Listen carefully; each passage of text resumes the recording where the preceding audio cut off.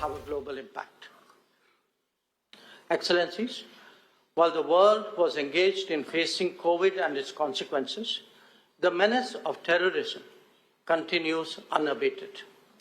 Taking our eyes off this menace would be detrimental to our security interests. We firmly believe that there can be no justification for terrorism, and it must be stopped in all its forms and manifestations, including cross-border terrorism. The channel of finances for terrorist activities must be seized and blocked without distinction. Members need not be reminded that combating terrorism is one of the original mandates of the SCO. The unfolding situation in Afghanistan remains at the center of our attention. Our efforts should be directed towards the welfare of the Afghan people. Our immediate priorities include providing humanitarian assistance, ensuring a truly inclusive and representative government, combating terrorism and drug trafficking, and preserving the rights of women, children, and minorities. India has always stood for multilateral approaches to addressing global challenges and has always been a willing partner in sharing our expertise and experience. In this regard, India's own achievement in the field of startups and innovation is a remarkable journey. Today, there are more than 70,000 startups in India, of which more than 100 are unicorns. We stand ready to share our experience with member states. Colleagues, in this context, I would like to express my gratitude to all of you for supporting India's proposal of creation of 2 new working groups on startups and innovation and on traditional medicines last year. I'm happy to note that the regulations to operationalize these working groups have been approved by member states.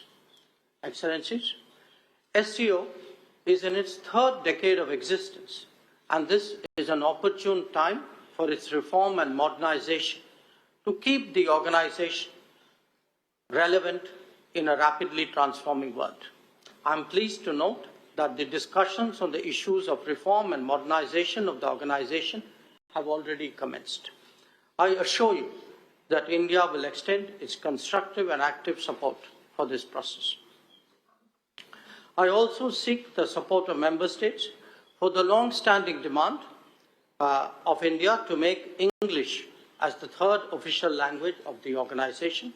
This will enable a deeper engagement with English-speaking member states of the SCO and will take the work of this organization to a wider global audience. I'm happy to note that the progress on ongoing process for the admission of Iran and Belarus as full members of the SCO. I thank the Secretariat for their efforts in that direction. Similarly, I'm delighted that 4 new dialogue partners will sign the MOU for their association with SCO today in Goa. We welcome our new dialogue partners and hope to intensify engagement with them in the SCO format. Excellencies, India has proposed a New Delhi declaration as an SCO Summit declaration and 4 other thematic joint statements on cooperation in de-radicalization strategies, promotion of millets, sustainable lifestyles to address climate change, and digital transformation. I seek your support in timely finalization of these documents for approval by our leaders at the SCO Summit. I'm confident that today's meeting would lead to fruitful discussions which would help in sustaining the momentum of our cooperation. I once again wholeheartedly thank you all for your support for the first ever SCO presidency of India, and I sincerely hope that we can get together to make the SCO Heads of State Summit meeting a great success. Thank you. With that, may I now request our friends from the media to please leave the meeting hall so that the proceedings can thereafter continue.